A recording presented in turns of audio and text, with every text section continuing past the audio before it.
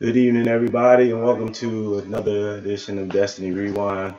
I am Deacon Philip Moore, and we want to take some time to invite you in the room. Everybody, come on in, share, like the broadcast, let everybody know that Destiny Rewind is on the air. Come on in, invite a friend, invite your friends from your network to come on and join us tonight. We're going to get into some really good dialogue. We got some special guests tonight. So we wanted to give you some quick time to come on in, share the broadcast with someone, and let them know that we are live. I hope you all are having a great week. Pastor Moore, thank you for joining us tonight. We see you in the room. And as you're coming in, let us know that you're here. In a few minutes, I'm going to turn this loose and allow our special guest to come on in a few moments. But come on in the room. I'm going to bring in at this time the one that is the spearhead of this broadcast. He is our leader, our pastor, His Grace, the Bishop Ernest Moore. Bishop, how you doing tonight? I am well. I'm just as people are coming in, let us know if there's an echo or not. How was the sound tonight? Sherry Richardson, thank you for joining us tonight. It's good to see Reverend Sherry Richardson on tonight.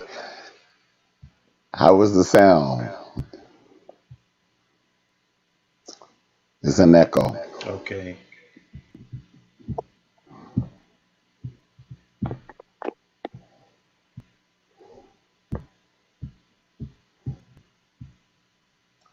We're going to get that together. But at Praise the this time, I'm Lord. going to turn this over to Bishop Moore, and he's going to lead us on tonight for our Destiny Rewind. Well, praise the Lord, everybody, as we are trying to get the technical things together. Because I want to make sure that we have a great conversation on tonight. And we're just thankful to be here on tonight. And so, Reverend Richardson, if you let us know when that echo is gone.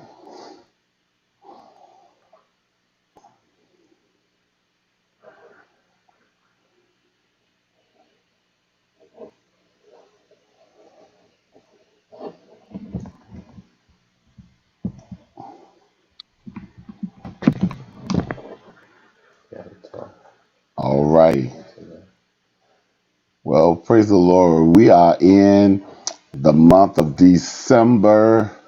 And let me encourage you again that we're going to celebrate right on out of 2020. It's been a rough year, but we're going to celebrate. It's good. Thank you for letting us know. That is good. But we're going to celebrate right into 2021. And I want to encourage you to shake yourself, shift yourself, and set yourself. Shake off everything that 2020 has brought your way that will disturb, discuss, or defeat you. Shake it off and then shift yourself to get ready for what God is getting ready to do with you as God prepare you for 2021.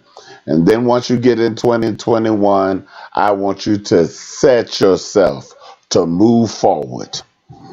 All I can say is that we're going to move forward in 2021. No matter what 2021 brings, we are moving forward. And one of the ways that we are preparing to move forward is that Destiny was so blessed this weekend to have the ministry of Reverend Letitia Moore Watson. and she set us up in a way that we cannot fail. She told us forgiveness is for you. She went to Genesis and looked at the narrative of Joseph, and what the devil meant for evil, God turned it around for our good. But you have responsibility, and we're going to invite her to come on, and we're going to talk about that tonight. I am excited to have the Reverend, we call her Tisha, Moore Watson, and I highlight the Moore because she's my first cousin, and I am excited to have her online. How are you, Reverend Watson? I'm good. I'm good. Thank you for having Well, thank you for sharing yourself and your gift with the Destiny community. And we were blessed. You just, in spite of what we were experiencing this weekend, you put a period on what 2020 brought us this year. 2020 has been one of the hardest years, but you say, let's put a period on this and let's work on you. Amen. Uh, and you gave us that strategy of forgiveness. And I want to just take a few moments to let you introduce yourself. Tell us about Tisha Moore Watson. T-shirt. Hi everybody. My name is Tisha. Or Watts. I live down in the Hampton, Newport News, Tidewater area of Virginia. I am an associate minister at Gethsemane Baptist Church, where our pastor is Dr. Dwight Riddick. I'm newly married. It's been a year, so I'm still a newlywed. I have books that are out. My latest one is Three Ring Circus, which is on Amazon, and you can purchase that. I've been in ministry for 10 years now. Um, Here, my motivation is the women ministry. What I can do to give back, pay it forward, starting a movement, and that's basically about it. Well, I think that's very timely that you would point your ministry in the direction of women, being that we are going to, for the first time in the history of this country, inaugurate in January the first black woman as Yes, vice president. This is one of the sins that our country must repent. We know that racism is overtly a sin, but one alongside that overt sin is gender inequality and how we have suppressed women in our country. And so, you saying that you want to give back to the yes, women is very timely and very needed. And I share with you in that because I believe that women were created to walk alongside men. They are not a second guess of God. They're not second class. They're never to be underneath, but they are always to walk with their counterpart, the male. And so I am agreeing with you. How does your new book speak to that? The Three Ring Circus. Three Ring Circus. Basically, it's a book about my journey, my personal journey, things that I endured. Um, a lot of times in the Christian church, we're not as transparent as we should be. Hmm. And because we're not as transparent, there are a lot of people who are bound because they can be delivered through our testimony, but a lot of times we're ashamed. We don't really want to talk about. Hmm. what goes on behind closed doors. And so I took a leap of faith. I put the truth out there, my whole truth. And it's a journey. You see me at my lowest, but then you see me rise to where I am right now. And I talk, and there's healing in that journey. It's you see where I was angry, but you see where I chose to forgive and what happened to me when I did choose to forgive. So that's why I put it. I put it out there because I want other women to see that there was a mountain in my way, yes, but I moved it. And because I moved it, they can move it too. Hmm. Well, that's great because I come up in the Pentecostal church when the testimony service was as good as the preached word, and we Right. look forward to hearing how God delivered people from life challenges.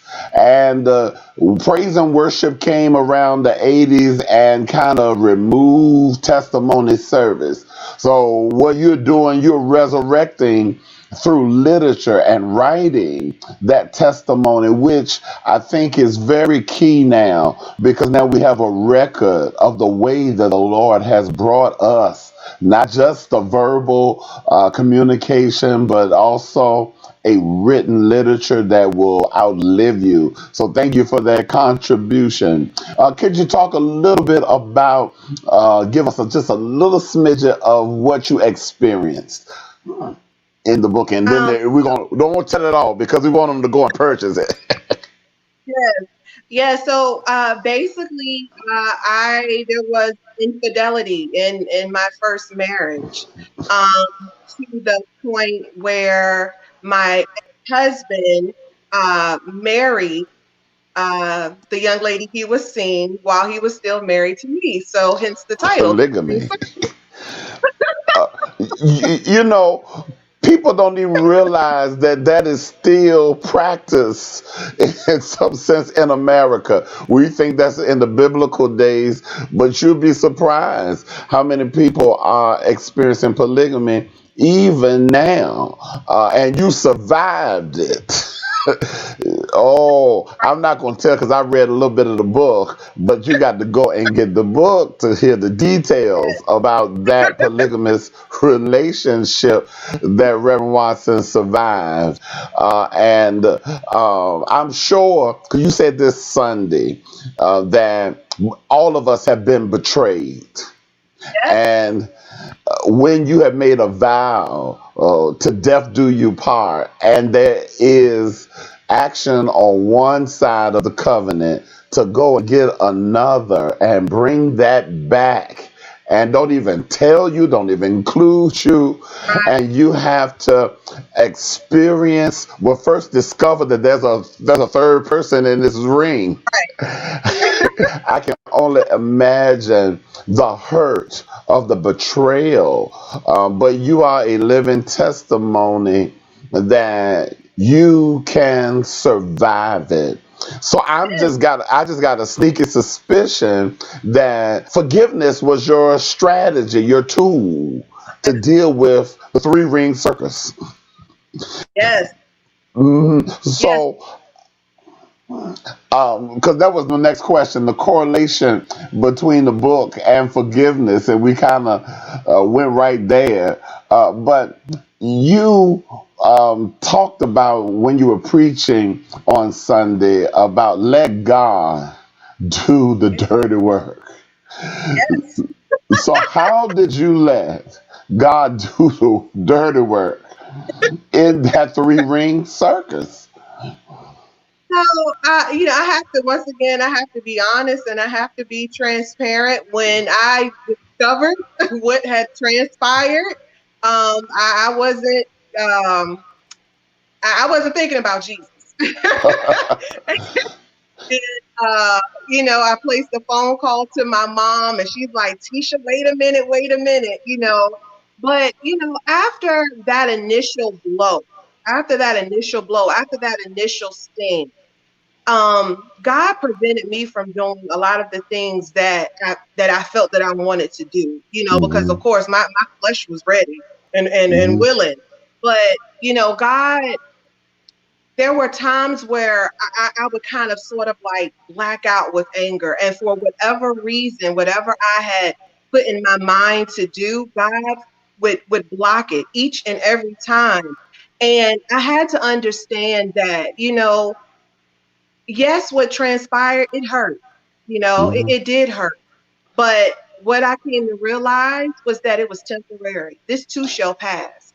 And that's what I had to keep reminding myself and telling myself, this too shall pass.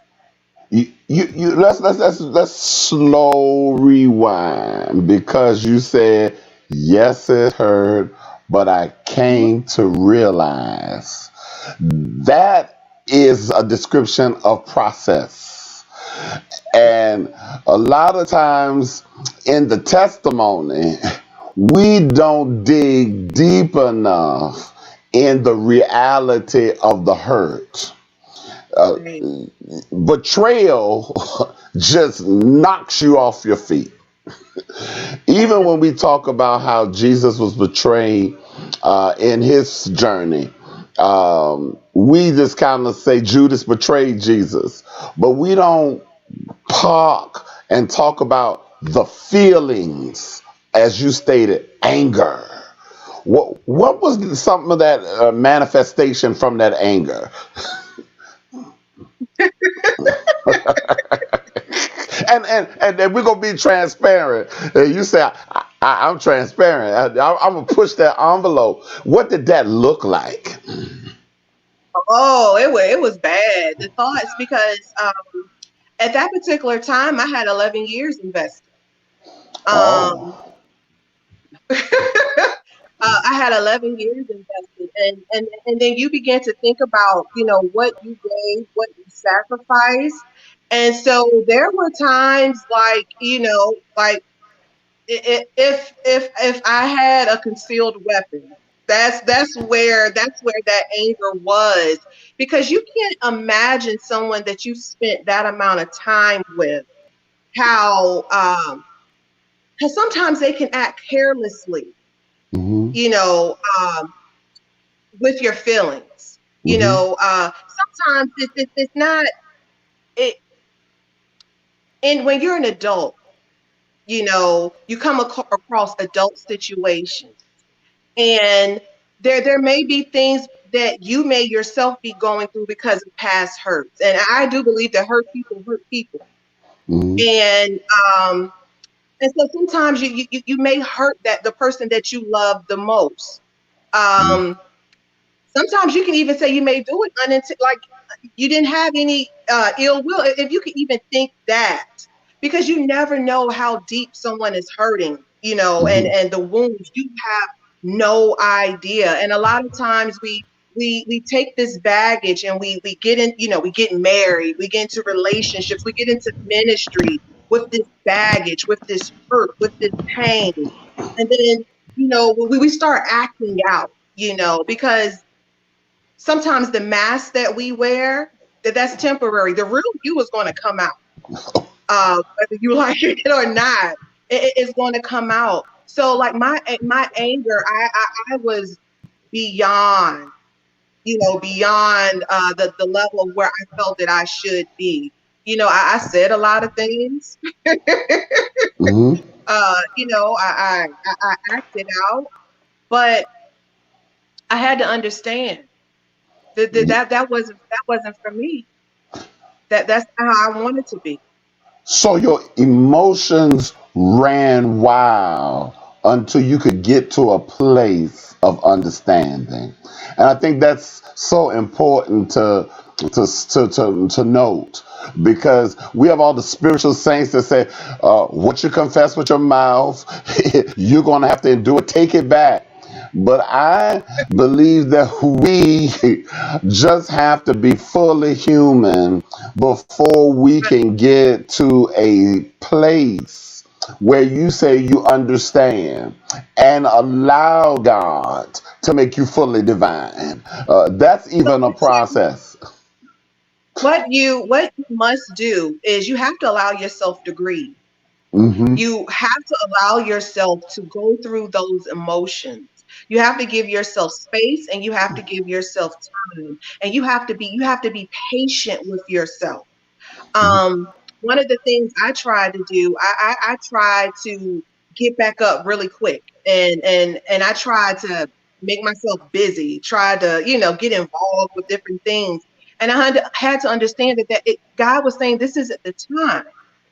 Mhm. You need to sit back, because God had to reconstruct my heart.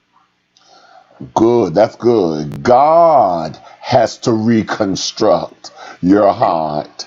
And God does not mind waiting on you until you can get to a place where God can reconstruct your heart. And a lot of times you are in that emotional tizzy, that emotional static, that God has to wait until God Yes, can speak to you. And it's all right, because if yes, God is waiting on you, then take advantage of the moment to release yourself. And I think a lot of times we don't allow people to go through what you just said, that grieving process. When you are sometimes in denial, it yep, goes from denial, and it's so obvious that you get angry. Then you want to convince yourself, because you said something that I want to highlight. When you consider the investment, a lot of yep, times people get paralyzed right there because they think they have too much invested in this to leave it. And they will just sit in it. But quite naturally, you're laughing like that was not an option for you. You know what? I will say this, because I am for marriage. I am Yes. for marriage. I want to make that very clear. I am for marriage. And if the two parties involved in the marriage, if they are willing to make it work, I don't care what it was. If the two are willing to make it work, then fix it. Because I believe that there's glory. There's glory for God when you go through a rough patch and you figure out a way to work through it. However,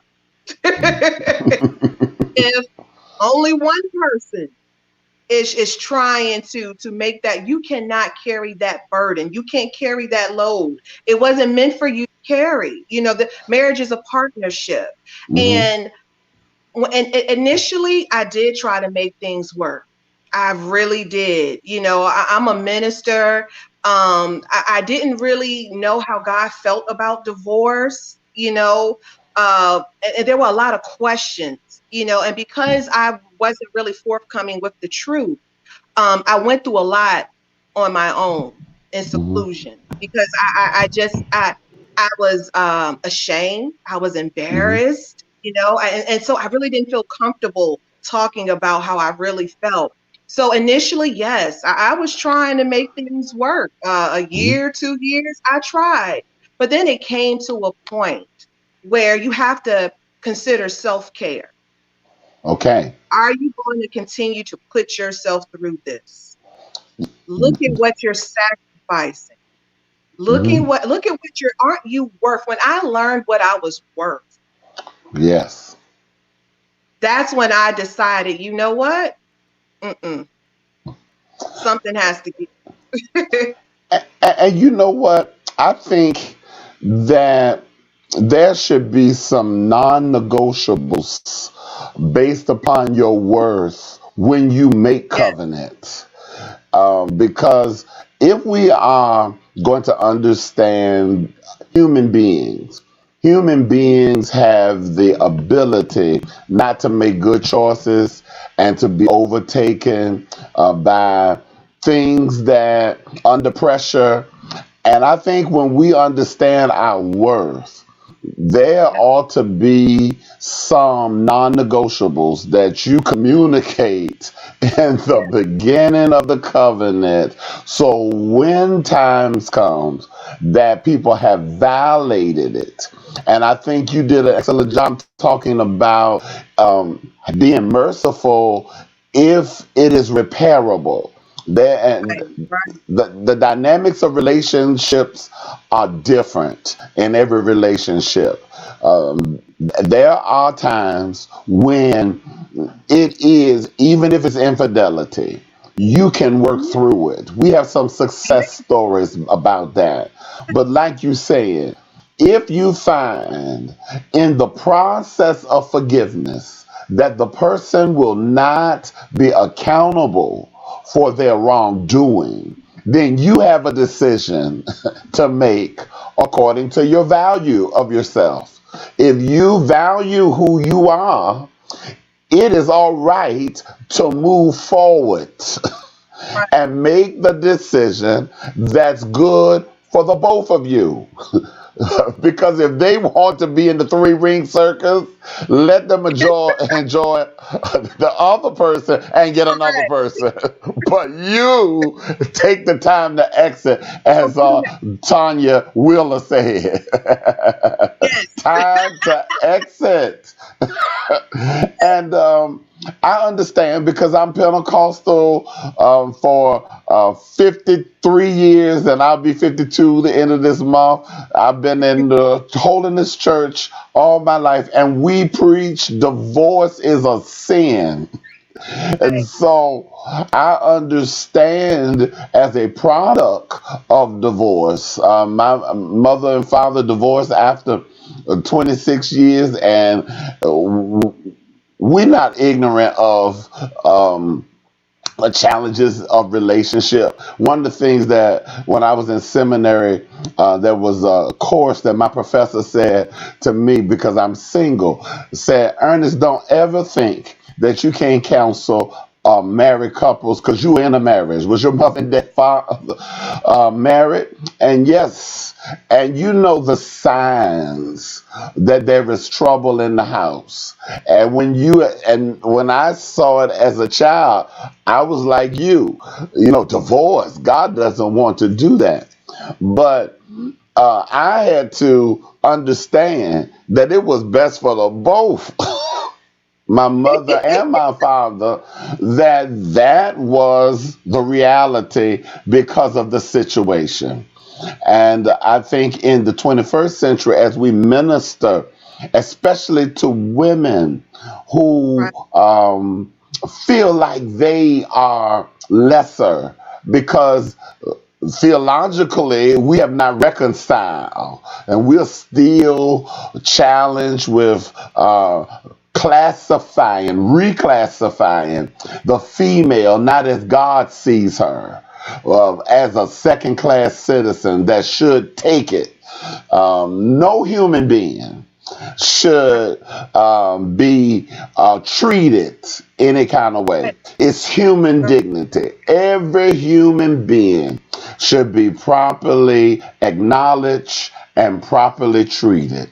And when you're violated, then you have a responsibility to make a decision. right, And that does not overshadow forgiveness. Just because you decided to get divorced, it does not mean that you ignore the process of forgiveness. So, you in your sermon on Sunday, the last point you had was make a decision, because when you had that point about the let God do the dirty work, you've kind of identified that the dirty work could be deal with your shame, deal with your embarrassment. Would you agree that's some of the dirty work that God has to deal with? you know, that's part of it. Sometimes we get hung up on, and I know I did. By far, I am not perfect, not perfect. Um, but I was thinking, God, I go to church, I tithe, I pray. Why did this happen to me? And it seemed like for a period of time that the people on the other end, on the other side, like oh, they were having a marvelous time, and here I was, I'm suffering. I went from two incomes to one. My Mm, ex-husband made more money than I did. So I'm trying to figure out, how am I going to take care of my rent? How am I going to pay my light bill? Like I'm going through those, types of situations. And, I was angry, and so first you have to understand, listen, it's not for you to worry about what's happening on that other side. Concern yourself with your journey, with what God is doing in your life. Um, Pray for those who hurt you. Pray mercy, for them. Don't sit and allow that anger or that bitterness, to Mhm. make you think things that are ungodly. Mhm. Make sure you're right. And that's what I did. I made sure, because listen, I needed every blessing from God. Mhm. Mhm. Mhm. And I didn't need something that I said, thought, or did to interfere with what God was trying to do in my life, because I Mhm. needed him, Mhm. desperately needed him. Mhm. And um, part of that, the cleanup that God had to do, there was a lot of things that were wrong inside of me. And when a relationship fails, it took two people. It Mhm. took two people. So you have to look at what you did. Was there something that I could have did better? God showed me. He Mhm. held a mirror in front of my face, and he allowed me to see Tisha, the real Tisha, not the Tisha that I show everybody else, but the Mhm. Tisha behind closed doors. Mhm. And there were a lot of things that needed to be worked on. And so that's what he did. And I'm thankful, because God allowed me to do that. He took me out of public view. I had my own little apartment tucked away. I didn't see anybody unless I wanted to be seen. But there was work that needed to be done. There were emotions. There were days where I cried, and it was a process. It was a cleanup, but it was for my good. You know, Mhm. I'm thankful, and that part, when I realized that the pain, the hurt, the betrayal, that it made me a better me, it made it Mhm. easier to forgive. Mhm. When I saw the finished result, it made it so much easier for me to forgive.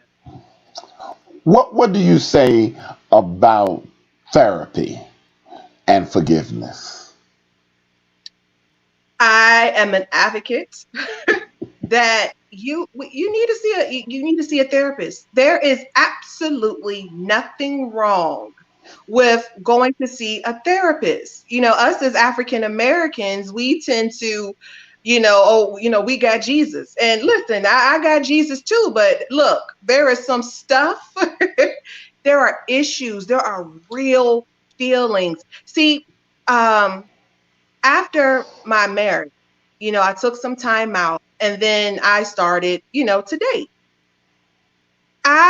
There were things that would trigger me. Mm. Something could be said, something could be done, but it was a trigger. And Mhm. because it was a trigger, meaning it reminded me of something that had happened in my past, my Mm. reaction, instead of it being like a 5, I would be a 10. Mm.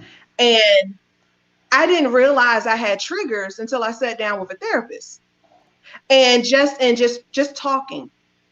You need someone that you can trust, that you can talk to and be honest with. You Mhm. have to be honest, stop lying. If you're hurt, say you're hurt. If you're angry, say you're angry. That's the first thing. You have to be honest with yourself. Mhm. And in my truth, I just sat down and I just started talking. And my therapist was like, hold on, wait a minute, go back. There were things that I normalized that wasn't normal, but Mm. I didn't know it wasn't normal Mm. until someone inside looked in. So I would say, instead of trying to do things on your own, God have blessed people in the psychology field, the counseling profession. He's blessed them to assist you with your journey. So look, there's nothing to be ashamed about. I'm in therapy now. If you're black in America, you need the gift of Yeah, therapy. And Dr. Katie Cannon, who was my minister, blessings to her soul, said, son, if you're going to do this work, you need a therapist. And she's talking to me as a preacher because we do have childhood trauma that has been undealt with, and it causes us to normalize things that are just not right. Right.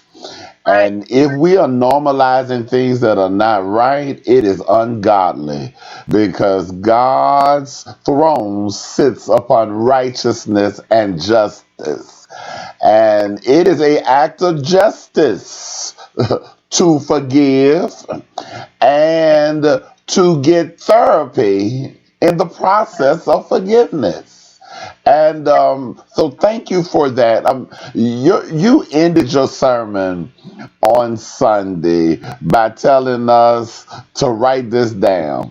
Forgive and make room for God's favor. And you told us to put a whole lot of exclamation marks behind that. Because and for me, when you said that, God's favor is God's grace, and I take God's grace. I push the envelope on it. It's not just God's unmerited favor, but it is God's ability in your weakness to reconstruct you to become who you already are that you did not comprehend. And I just had to write that down or type it in my phone with a gazillion of exclamation marks, because this is really time for us to give ourselves time to move in God. And I should stop there, but I want to say it like you said, God's favor. Because I believe that we are in the image and the likeness of God. So God is somewhere within us, becoming an overcomer of our humanity. And so I want to thank you. I'm going to have you back because I foresee that this is going to really unfold in a way that your eye haven't seen, your ear hasn't heard, and it hasn't even entered in the hearts of others. And let me re-say that again, because then I'm really messing up the text. That other people I haven't seen, ears heard, or entered into their hearts, but God has revealed it to you. And the revelation of it, you have no idea how it's going to unfold. So I want to thank you for sharing this time. I want to go back and look at some of the comments because we've been having great comments tonight in this dialogue. There was something and that was said that if I could scroll down, I don't know how to do this, but there were some great comments. One of the things that Stacy Reagan said, and I hope I'm pronouncing her name correctly, God's throne sits on righteousness and justice. It does. And we've got to put it back on that axis. Tanya Wheeler says, you have a magnanimous testimony. And she come in and make sure you're right. And the cleanup sounds like a good series for you. She's telling you you need to do a series on the cleanup.